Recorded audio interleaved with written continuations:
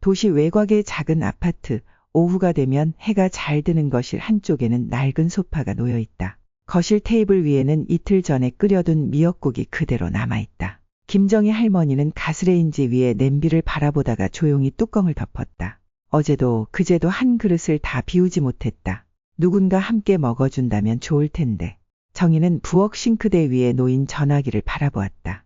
화면에는 마지막 통화 기록이 떠 있었다. 이수진, 3주 전. 딸과의 통화는 언제나 짧았다. 엄마, 나 지금 바빠서 이따 다시 전화할게요. 하지만 그 이따는 오지 않았다. 정희는 한숨을 쉬며 다시 전화를 걸까 고민했다. 그러나 숫자 버튼을 누르던 손가락이 망설이듯 멈췄다. 바쁘다는데 또 전화하면 귀찮아하겠지. 그녀는 천천히 손을 내렸다. 정희에게는 두 자녀가 있다. 이수진 결혼해서 남편과 딸을 키우느라 바쁜 첫째 딸. 그리고 이현우 아직 미혼이지만 회사 일로 하루하루 정신없이 살아가는 아들. 두 자녀는 모두 어머니를 사랑한다고 말하지만 실제로는 연락이 뜸했다. 요즘 젊은 사람들은 다 그래. 정희는 스스로를 위로하며 텅 빈 거실을 바라보았다. 그녀는 휴대폰을 집어들고 사진첩을 열었다. 20년 전 가족사진 속에서 두 아이는 엄마 품에 안겨 해맑게 웃고 있었다. 그때만 해도 이 아이들은 엄마만 바라보며 웃었는데 시간은 너무나도 빠르게 흘렀고 어느새 정희는 혼자가 되어 있었다. 문득 창밖에서 아이들이 노는 소리가 들려왔다. 정희는 무심코 창문을 열었다. 놀이터에서 아이들은 까르르 웃으며 뛰어놀고 있었다. 그 모습을 보던 정희는 자신도 모르게 중얼거렸다. 그때는 힘들었지만 그래도 행복했지. 그녀는 젊었을 때의 자신을 떠올렸다. 남편 없이 홀로 두 아이를 키우며 고된 시간을 보냈다. 낮에는 공장에서 일하고 밤에는 식당에서 서빙을 했다. 힘들고 지칠 때마다 그래도 아이들만 잘 크면 돼 라는 생각으로 버텼다. 하지만 그렇게 애지중지 키운 아이들은 이제 바쁘다는 이유로 어머니를 찾지 않았다. 그녀는 다시 전화를 바라보았다. 이번에는 아들 현우에게 전화를 걸어볼까 싶었다. 하지만 결국 번호를 누르지 못하고 화면을 꺼버렸다. 괜한 걱정 끼치고 싶지 않으니까. 정희는 스스로를 납득시키며 소파에 몸을 기댔다. 해가 저물고 정희는 조용히 TV를 켰다. 화면에서는 한 가족이 웃으며 저녁 식사를 하는 장면이 나오고 있었다. 정희는 무심코 텔레비전 속 가족을 바라보다가 이내 다시 식탁을 보았다. 텅 빈 식탁 그리고 식은 밥. 그녀는 다시 휴대폰을 들고 딸 이수진에게 문자를 보냈다. 수진아, 잘 지내니? 요즘 날이 많이 추워졌더라. 몸은 괜찮지? 문자를 보내고 나서 한참을 기다렸지만 답장은 오지 않았다. 정희는 짧은 한숨을 쉬며 휴대폰을 내려놓았다. 바쁘겠지. 자식들이 출가 후 집은 너무 조용했다. 정희는 잠을 자려 했지만 생각이 많아 쉽게 잠들지 못했다. 자식들에게 연락하고 싶어도 부담이 될까봐 망설여졌다. 결국 정희는 거실에서 창밖을 바라보며 혼잣말처럼 말했다. 내가 너무 욕심을 부리는 걸까? 바람이 창문을 흔들었고 정희는 조용히 눈을 감았다. 어두운 방 안 정희 할머니는 깊은 밤에도 좀처럼 잠을 이루지 못했다. 창문 너머로 희미한 가로등 불빛이 들어왔고 시계 초침 소리만이 정적을 깨고 있었다. 그녀는 천장을 바라보며 생각에 잠겼다. 언제부터 이렇게 혼자가 된 걸까? 그때 정적을 깨는 휴대폰 벨소리가 울렸다. 늦은 밤 갑작스러운 전화. 정희는 깜짝 놀라 얼른 휴대폰을 들여다보았다. 화면에 뜬 이름은 이수진. 순간 가슴이 두근거렸다. 무슨 일 있나? 늦은 시간인데. 하지만 걱정과 동시에 작은 기대도 스며들었다. 혹시 내 걱정이 돼서 전화한 걸까? 오랜만에 딸의 목소리를 들을 수 있다는 기쁨에 서둘러 전화를 받았다. 수진아, 웬일이야, 이 시간에? 딸의 목소리가 들려왔다. 예상과 달리 따뜻한 안부 인사보다는 급한 기색이 역력했다. 엄마, 자고 있었어? 아니야, 이제 막 누웠어. 무슨 일 있어? 아, 그게 엄마, 혹시 이번 달에 좀 도와줄 수 있어? 순간 정희는 순간적으로 멈칫했다. 딸의 목소리에는 절박함이 묻어 있었지만 그 뒤에 숨은 차가운 거리감도 느껴졌다. 또 돈인가? 그녀의 가슴이 서늘해졌다. 그동안의 기억들이 떠올랐다. 딸 수진이 연락을 해오는 건 항상 돈이 필요할 때뿐이었다. 몇 달 전에도 비슷한 일이 있었다. 갑작스러운 자동차 수리비, 생활비 부족, 아이 학원비, 그때마다 정희는 없는 살림에도 어떻게든 도와주려 했다. 하지만 딸은 돈을 받을 때만 따뜻한 말을 건넸고 그 이후에는 언제 그랬냐는 듯 연락이 끊겼다. 얼마가 필요한데? 이번 달 카드값이 좀 많이 나왔어. 한 200만 원 정도 엄마가 좀 도와주면 안 될까? 정희는 조용히 한숨을 삼켰다. 최근 생활비도 빠듯한 상황이었다. 작은 연금과 가끔 하는 공공근로 일로 겨우 살아가고 있었다. 하지만 딸에게 솔직하게 말하는 건 쉽지 않았다. 엄마도 요즘 많이 힘들어. 지난번에도 도와줬잖아. 알지, 알아. 근데 이번엔 진짜 급해서 그래. 다음 달엔 꼭 갚을게. 익숙한 말이었다. 하지만 한 번도 지켜진 적이 없었다. 정희는 한동안 아무 말도 하지 못했다.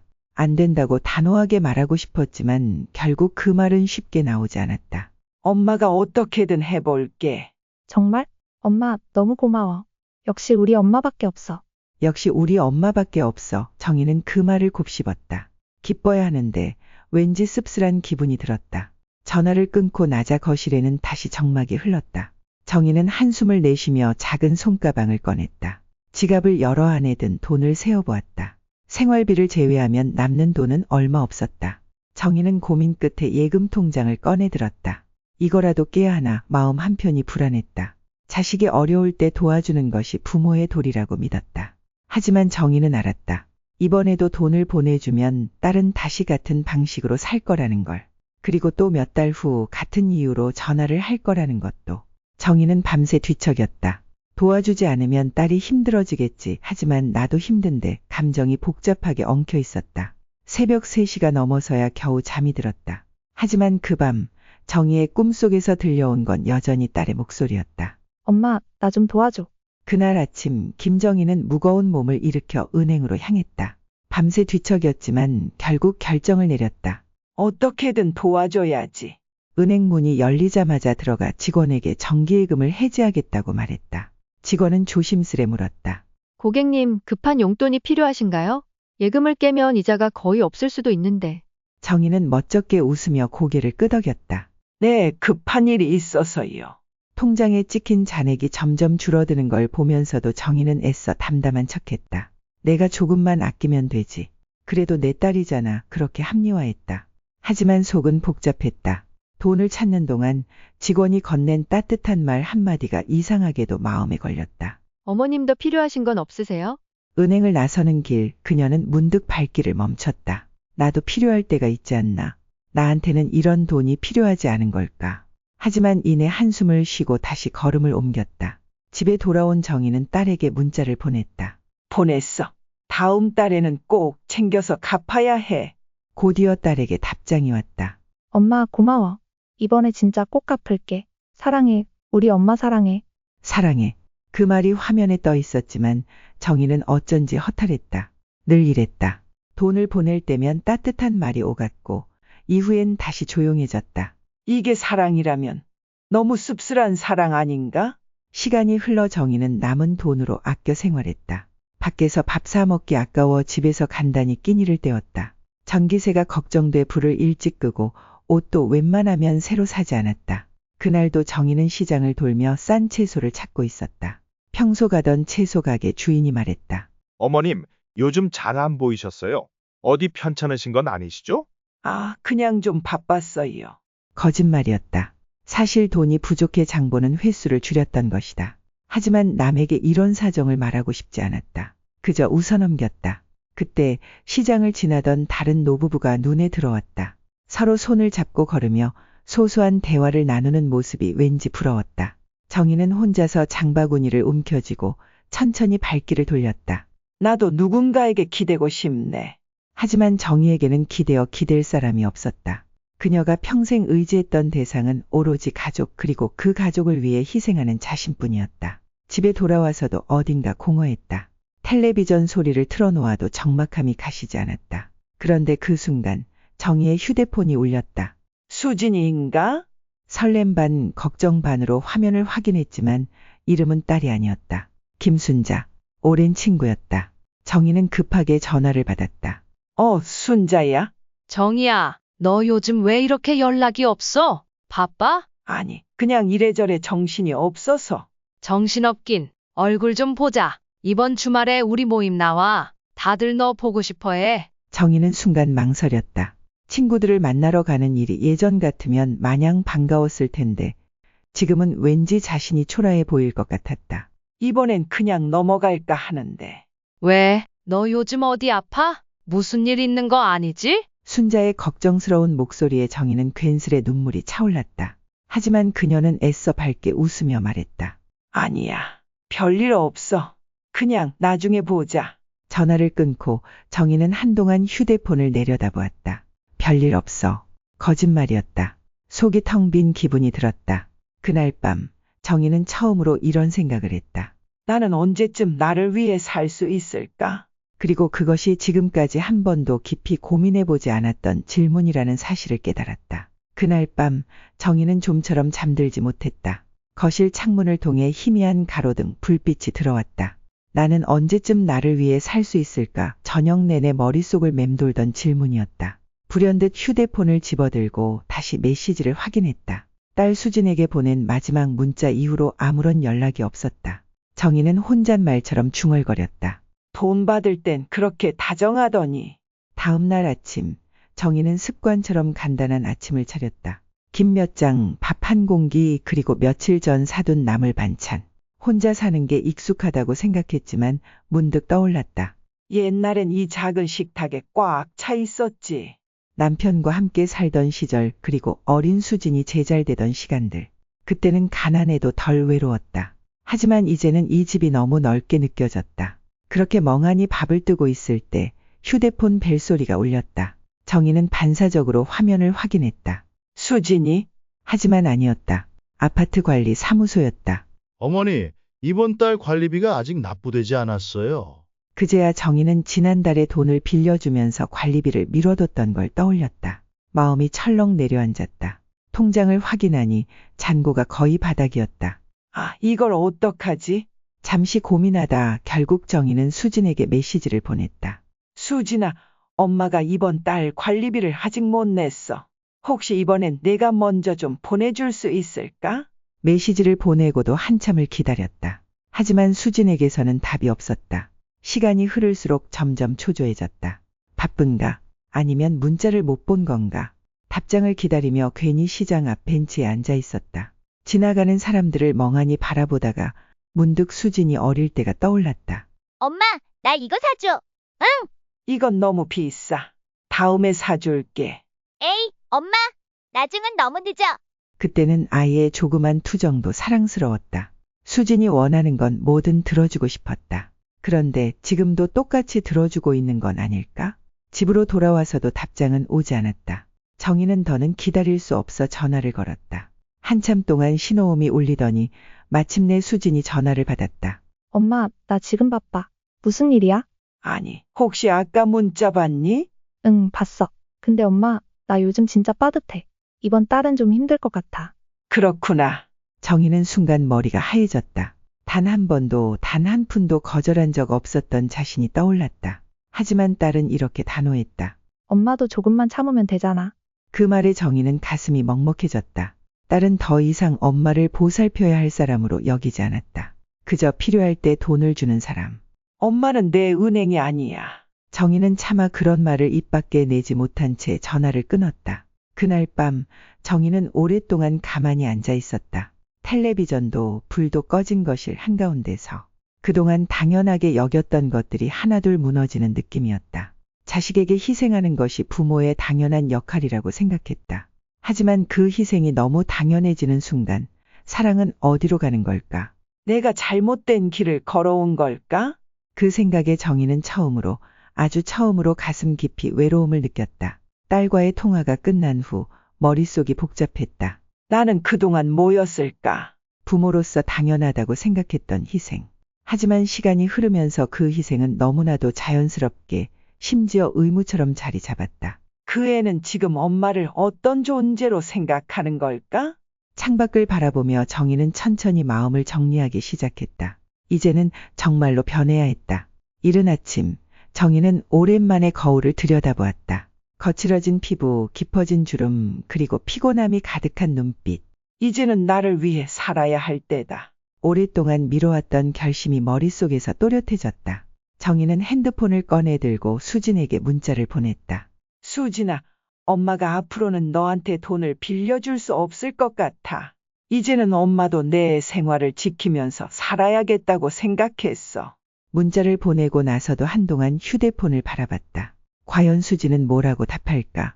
기다림은 길지 않았다. 수진의 답장은 단 2마디였다. 엄마, 무슨 말이야?